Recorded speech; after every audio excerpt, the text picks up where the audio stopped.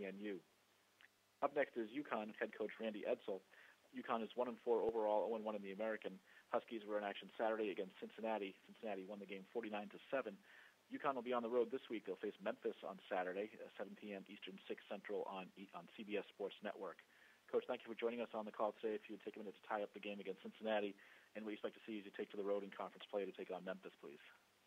Okay. Well, we got off to a good start against Cincinnati, took the ball right down the field on them and scored a touchdown. And then, after that, we just weren't able to do some of the things we wanted to do, and credit to Cincinnati, which is a really good football team, an undefeated football team at this point in time. But, the one thing is that, you see our guys are getting better.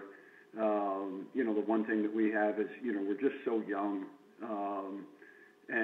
It's just, we just got to keep encouraging our guys and showing them that how they're getting better and doing the things that are putting them in a position where they're going to be able to, break through and get some wins here. But been just pleased with their overall attitude and effort. And, again, we got another tough one again this week as we go down to play, Memphis, and, very talented football team that presents a tremendous opportunity, but also is a tremendous challenge for us. We'll take questions for Coach Edsall, please. Star 1 on your telephone keypad to join the queue. Then the operator will introduce you. Again, questions for Coach Edsall, please. Star 1 on your keypad. Coach, I'll put the first one out while people think about if they're going to queue up. Is it as simple as when you look at this past game to point to the end of the first half where it potentially could have gone in there tied at halftime, and then against an undefeated team where that could be a real spark in the locker room to maybe play, and see if that second half doesn't play out differently? Is it that simplistic to point out that was the pivotal point in the game where it didn't go that way and instead had to chase it the rest of the way in the second half? Yeah, I think that's sometimes what happens when you have a young team and you haven't had a lot of success in the program in the previous 6 years, where all of a sudden you have that opportunity. And again, I thought we should have been at least tied or ahead as we went into halftime.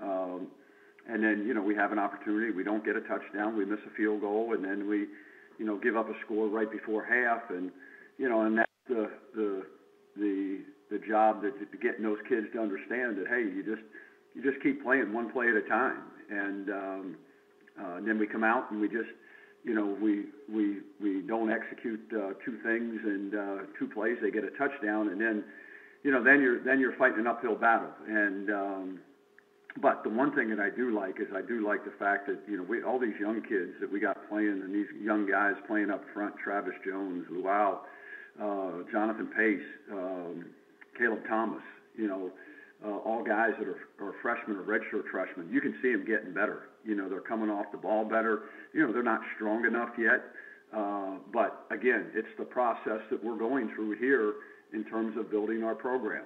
And it's just something that doesn't happen overnight. So you look for tangible things that happen each and every week that you can point to with your players and show them so, they can understand, hey, if we keep going, we're just going to be okay. And then, and our offense has to understand that they can't get down on themselves, when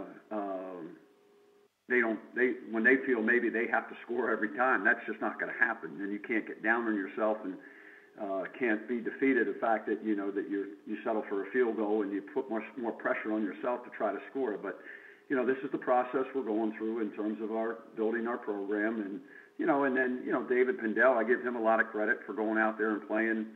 He wasn't 100% last week, and, I think anybody that's seen him play could see that.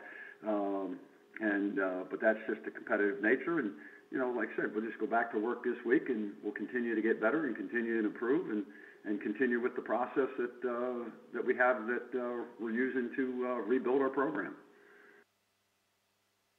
Thanks, Coach. Go on to the next question, please. Thank you. We'll go to Don Wade with the Daily Messian. Hey, Randy, does this particular Memphis team seem markedly different to you in any particular ways compared to the last couple of years? Well, I think Mike's done a really good job with his team, and everything else, and they're talented. They put pressure on you in all different ways, and have a tremendous amount of respect for what they're doing and what he's done, down there. So again, they're very, very good, and it's going to be a tough challenge for us. But they're a very good football team, which is what they were a year ago when we played them. So, I only have those 2 years. Last year was the first year we played them, that I played them, and was very impressed and been impressed with what they've done this year as well. Darrell Henderson kind of changed the whole approach to them now. Excuse me? Henderson, the running back, does it kind of begin with him when you're looking at trying to contain them? He's very, very good, and when you have a guy like Tony Pollard, as well. Those are guys there that and they got guys that can make plays, and again, that's the one thing you got to try to do is make sure you stop their playmakers, and but they have talent. Both Henderson and Pollard are very talented and do a really good job for them.